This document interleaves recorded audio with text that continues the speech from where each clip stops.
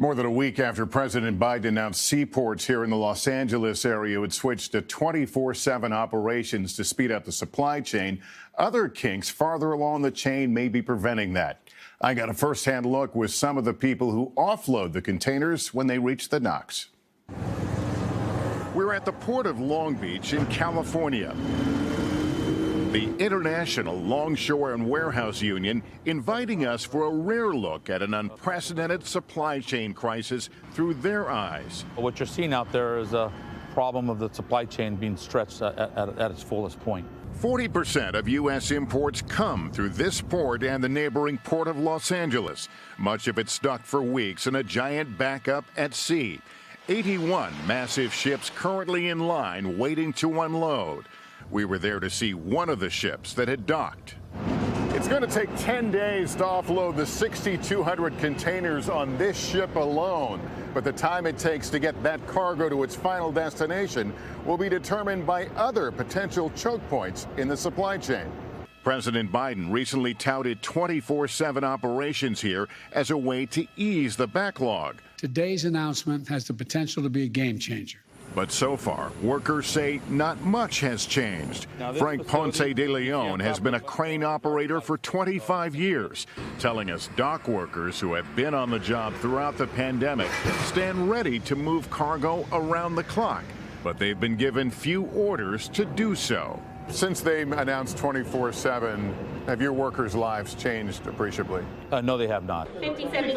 He says there's no shortage of workers at the local dispatch hall. Have a good day. Union leaders stressing dock workers are available 24/7, but it's not up to them when they're called to work.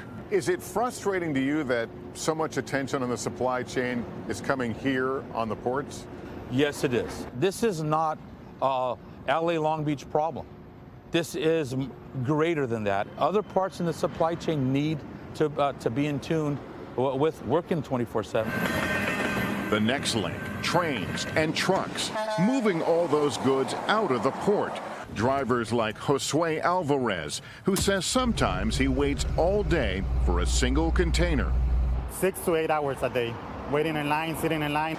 There's also a shortage of equipment for moving containers, and storage warehouses are so full, some drivers are parking them on city streets. This is my driveway, and we're getting blocked, as you can see. Clogging up residential neighborhoods near the ports.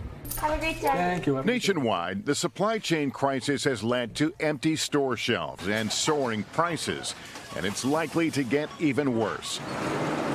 With a record shortage of truckers, the trucking industry is down 80,000 drivers.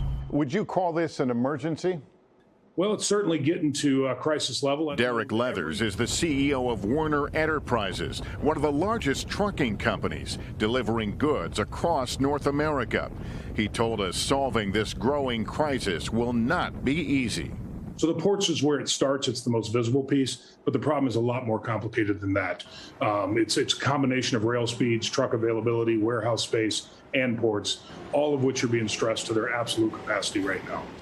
And there's no let-up in consumer demand for imported products. Thanks for watching our YouTube channel. Follow today's top stories and breaking news by downloading the NBC News app.